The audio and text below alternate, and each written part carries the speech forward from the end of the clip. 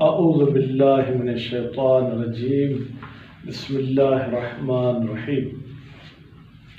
اللہ تعالیٰ ہمارے اس کام کو اپنے بارگاہ میں قبول فرمائے۔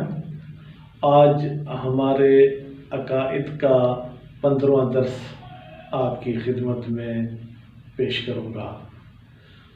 جیسا کہ وقت کے لحاظ سے آج کل لوگ بہت کم وقت والی چیز کو پسند کرتے ہیں، تو میں کوشش کروں گا کہ اپنے اس گفتگو کو 4 سے 5 منٹ میں پورا کروں۔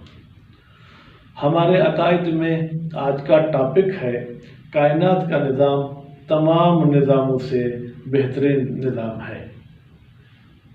اب آپ پوچھیں گے یہ کیسے بہترین نظام ہے، جبکہ اس کائنات میں قتل بھی ہوتا ہے، چوری بھی ہوتی ہے، ڈکیتی بھی ہوتی ہے؟ تو ہم کہیں گے کہ ہمارے عقیدے کے مطابق جو اللہ تعالیٰ کا نظام بنا ہوا تھا اس میں تو ہر چیز حق، عدل اور انصاف کے مطابق تھی۔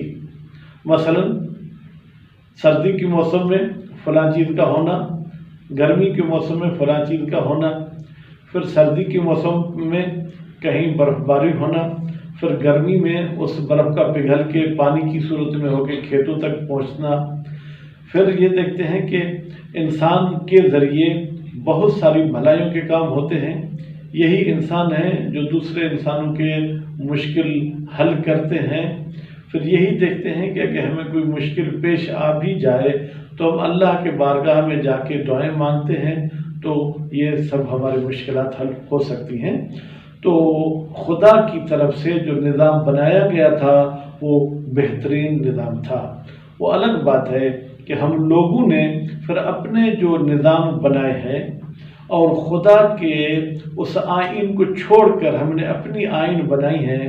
اسلام کے نام پر ہم نے ملک تو بنائے ہیں، لیکن ان ملکوں میں اسلامی قوانین کو ہم نافذ نہیں کرتے ہیں، تو ہمیں پریشانیاں نظر آتی ہیں۔ کہیں پر کوئی کسی کو قتل کرتا ہے تو قاتل آزاد گھوم رہا ہوتا ہے، حتیٰ کہ مقتول کے ورثاء کو دھمکیاں ملتی رہتی ہیں۔ لیکن اگر ہم قانون قصاص کو اور جو ہے وہ کتاب حدود جس میں اسلامی سزائیں بیان کی گئی ہیں ان کو اگر ہم جاری کریں تو پھر یقیناً ہم جو ہے کیا ہے اس معاشرے میں ظلم اور بربریت کو ختم ہوتا ہوا دیکھیں گے۔ جیسے کہ قرآن مجید میں بھی ایک آیت میں لکھا گیا ہے، اللہ تعالیٰ نے فرمایا کہ اے لوگوں قصاص میں تمہارے لیے حیاتی ہے۔ تو اب ہم پوچھتے ہیں امام جعفر صادق علیہ السلام سے کہ دین کی بنیاد کس چیز پر رکھی ہوئی ہے؟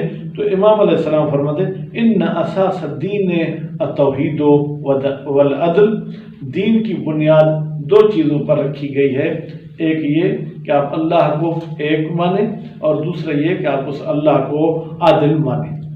اچھا، اب ذرا خود ہم امام سے وضاحت پوچھتے ہیں کہ توحید کسے کہتے ہیں اور عدل کسے کہتے ہیں، تاکہ ہم دیکھیں کہ ہم صرف رٹا تو نہیں لگائے ہوئے توحید اور عدل کا، ہم حقیقی اس کا مطلب اور معنی سمجھ سکتے ہیں یا نہیں سمجھ سکتے۔ تو پھر امام ہی فرماتے ہیں اما توحید کیا ہے؟ فَأَلَّا تَجُوزَ عَلَى رَبِّكَ مَا جَازَ عَلَيْكَ۔ اب ہم صرفی حوالے سے تجوز کو تجوز پڑھیں تو بھی اس کا مطلب اچھا نکل سکتا ہے۔ اس کا مطلب یہ ہے کہ تم اللہ پر کوئی ایسی نسبت نہ دو جو تم اپنے لیے نسبت کو صحیح سمجھتے ہو۔ کیا مطلب؟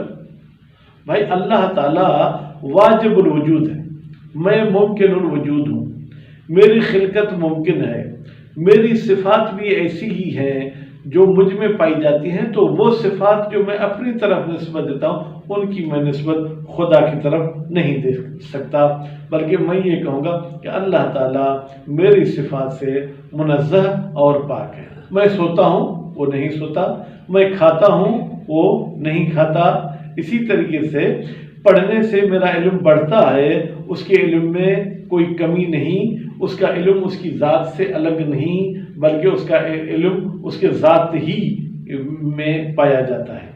مثلا جب ہم ماں کے پیٹ سے متولد ہوتے ہیں تو ہمیں کچھ نہیں آتا، پھر آہستہ اسکول میں پڑھتے ہیں، کسی مدرسے میں پڑھتے ہیں، کالج میں پڑھتے ہیں تو علم میں اضافہ ہوتا رہتا ہے۔ تو برحال توحید کا مطلب یہ ہے کہ جو تو اپنے لیے نسبت دینا مناسب سمجھتا ہے وہ خدا کے لیے ایسی نسبتیں نہ دو۔ اور عدل کا مطلب کیا ہے؟ عدل کا مطلب یہ ہے کہ تم خدا کی طرف کسی ایسے کام کی نسبت نہ دو کہ اگر تم وہ کام کرو تو خدا تمہاری ملامت کرے اور خدا تمہاری مذمت کرے۔ تو عدل کا مطلب یہ ہوا کہ جو کام میرے لیے برا ہے، جس کام کے انجام دینے سے خداوند متعال میری مذمت کر سکتا ہے، میں کبھی بھی ایسے نہیں کہوں گا کہ خدا بھی ایسا کام کرتا ہے۔ افسوس اور صد افسوس کہ کچھ لوگ خدا کو عادل نہیں مانتے۔ وہ کہتے ہیں اللہ بادشاہ ہے، اس کی مرضی ہے کہ کسی قاتل کو جنت میں بھیج دے، مقتول کو جہنم میں بھیج دے، ہم اسے کچھ نہیں کہہ سکتے ہیں۔ لیکن ہم کہتے ہیں ایسا نہیں۔ عدل کا مطلب یہ ہے کہ جو چیز میں اپنے لیے بری سمجھتا ہوں اس کی میں خدا کی طرف نسبت نہ دوں۔